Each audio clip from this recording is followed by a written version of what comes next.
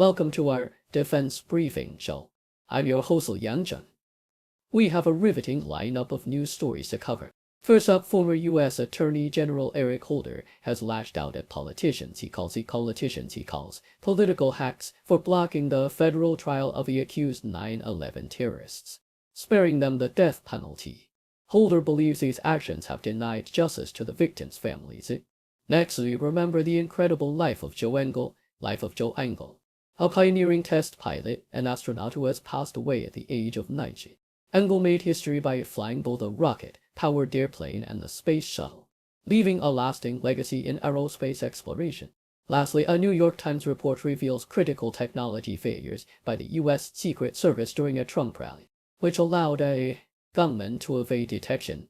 The agency's outdated tech and poor communication have raised serious concerns about its ability to protect high-profile individuals.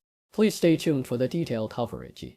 Yahoo U.S. former Attorney General Eric Holder recently criticized the political hacks who obstructed the trial of the alleged 9/11 terrorists in federal court, a move he believes would have led to swifter justice. Holder pointed out that the accused, including Khalid Sheikh Mohammed, would have likely been on death row by now if not for the political opposition that forced the trials into the military commission system at Guantanamo Bay, which has been plagued by delays.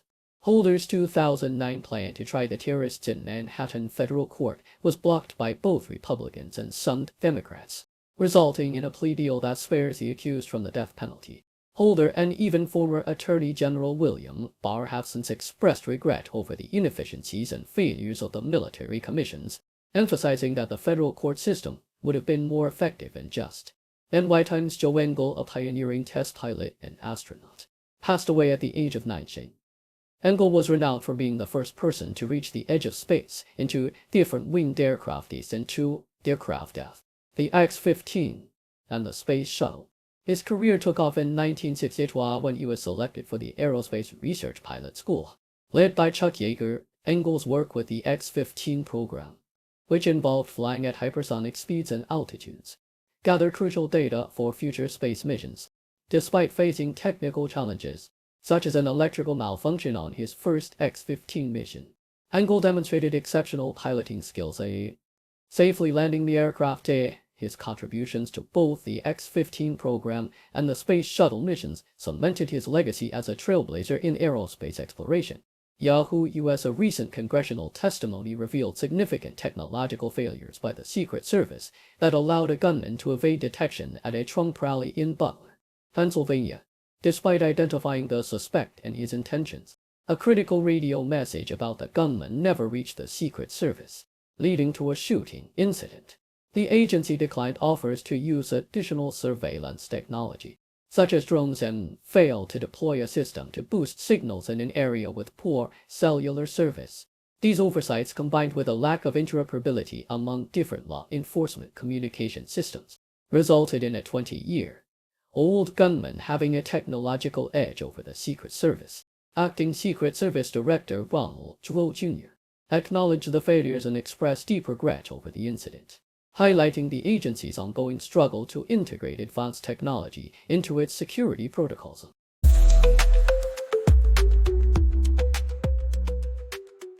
Yahoo U.S. Aja Wilson, the celebrated WNBA star, recently shared her affinity for luxury brands such as Prada and Gucci, but it's Louis Vuitton that holds a special place in her heart. Wilson humorously mentioned that it wouldn't take much to get her on board as an ambassador for the brand, suggesting that Pharrell Williams could win her over with an iridescent Louis duffel bag.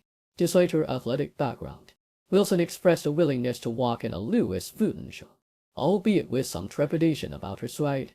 Off the court, she's expanding her footwear collection to include heels from St. Laurent and Christian Louboutin, while still cherishing her iconic Nike sneakers. Wilson's influence extends beyond fashion. She, along with Brenna Stewart, was profiled by Footwear News for their activism and role in inspiring future generations of female athletes. CNN, the recent prisoner swap involving Russia and the United States, signifies a complex and strategic maneuver by both nations. The exchange included the release of Wall Street Journal reporter Evan Gersheva, former U.S. Marine Paul Whelan, and Russian-American journalist Alsu Kermashiva, along with prominent Russian opposition leader Vladimir Kara-Murza. However, Russia also gained significant returns, such as Vadim Krasakov, a convicted hitman, and several individuals accused of espionage. This swap underscores Russia's message of loyalty and protection for those serving its interests while maintaining a hard stance against betrayal. The deal highlights the ongoing strained relations between Moscow and Washington. Yet it also shows that communication channels remain open, allowing for high-stakes negotiations even amidst geopolitical tensions. CBC Hamilton is buzzing with activities this long weekend, offering a variety of family-friendly events. The Emancipation Day event hosted by the Afro-Canadian Caribbean Association at Hamilton City Hall will feature inspirational speakers and performances, honoring the fight for freedom and equality. The Festival of Friends, a free outdoor music and arts festival at Gage Park, will showcase performances by bands like The Village People and War. SWAP Hamilton's first Sex Workers Film and Arts Festival aims to shift public perceptions about sex work through film screenings and discussions. The Lucky Lion Night Market at Bayfront Park will celebrate Asian culture with over 40 food vendors and interactive performances. Additionally, the Westfield Heritage Village Conservation Area will host a magical fairy event, and the Canadian Warplane Heritage Museum will have aircraft on display, including the Mynarski Memorial Lancaster bomber. Various closures and adjusted hours for public services and stores are expected on Monday, August.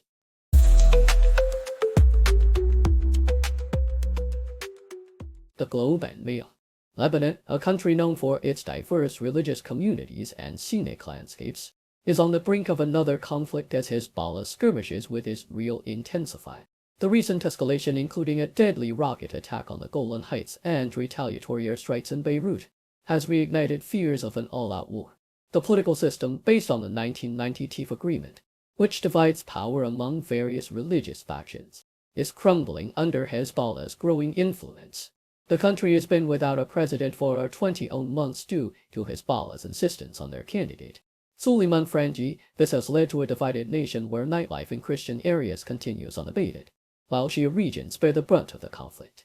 The idea of a federal state with separate cantons for each religious group is gaining traction, but many, like Marwan Hamadi, believe new leadership is needed to unify the country. Australian Broadcasting Corporation. Despite escalating tensions and travel warnings, Lebanese Australians like Joy Elway and Cuz Anri El-Sheikh remain undeterred in their plans to visit Lebanon. Elway, who moved to Lebanon in 2016, is anxious about her husband's upcoming trip amidst the uncertainty following recent Israeli airstrikes. Foreign Minister Penny Wong has urged Australians in Lebanon to leave, but many accustomed to such warnings plan to proceed with their travel plans. Cassandra, who recently returned from Lebanon, observed that locals seemed unfazed by the potential for war. The Lebanese Australian community is diverse, with varying opinions on the situation. Robert Bekhazi from the United Australian Lebanese Movement notes that while some are reconsidering their travel plans, others are disappointed at the prospect of missing family events and the economic impact on Lebanon due to the ongoing conflict. Yahoo US. For Ukraine, a coalition of 90 civil society groups is urging the UK to intensify sanctions against Russia's shadow fleet, which is involved in illegal operations to circumvent sanctions and evade regulations. The coalition applauds the UK's recent sanctions but recommends aligning with the US, which has sanctioned more vessels, and expanding measures to include entities and individuals associated with these ships. The group's letter to UK Foreign Secretary David Lemmy highlights the need for proof of compliance with price cap regulations for insurance and maritime services. For Ukraine also stresses the importance of closing loopholes that allow Russian oil products to enter the UK through third-country refineries. Additionally, the coalition raises concerns about the environmental risks posed by poorly maintained and uninsured shadow fleet vessels in the English Channel, calling for stricter enforcement of environmental laws. The urgency of these measures is underscored by Russia's increasing oil revenue, necessitating a reassessment of the sanctions' effectiveness.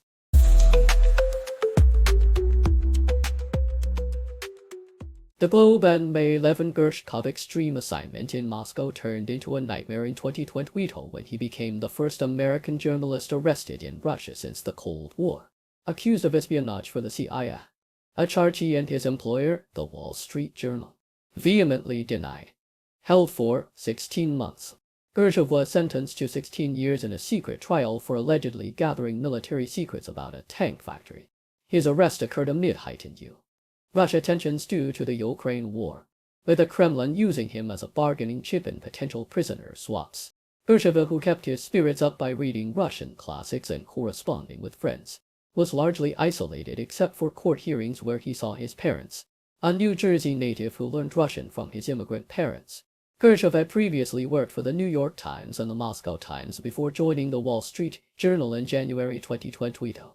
Just before Russia invaded Ukraine, his reporting covered the war, Putin's inner circle, and the Wagner Group. Arrested on March 29, 2023 in Yekaterinburg, he was accused of spying on a tank factory, despite denials from the U.S. government and President Biden calling his detention totally illegal. Khrushchev's release was speculated for months. Finally, after almost 6 months of negotiations and a potential prisoner swap, he was on his way back to the United States. Thank you for tuning in. The content above showcases the latest briefing reports and analytical synopses, thoughtfully curated by the 60O team. These insights stem from a wide array of reputable media outlets, think tanks, government sources, and specialized experts worldwide. We encourage you to explore these sources for a comprehensive perspective. Keep in mind that while the content may not always align with the official standpoint of 60O Brief, it's not meant to be taken as absolute directives for decision-making. Comprising seasoned media professionals, learned scholars, and accomplished scientists, the 60O team embodies a trailblazing, fully independent media entity. To customize 60O Brief to meet your professional needs, you have the option to subscribe to a diverse array of briefings on our website. 60O Brief of your location, regardless of your location, you can conveniently receive 60O Brief via email.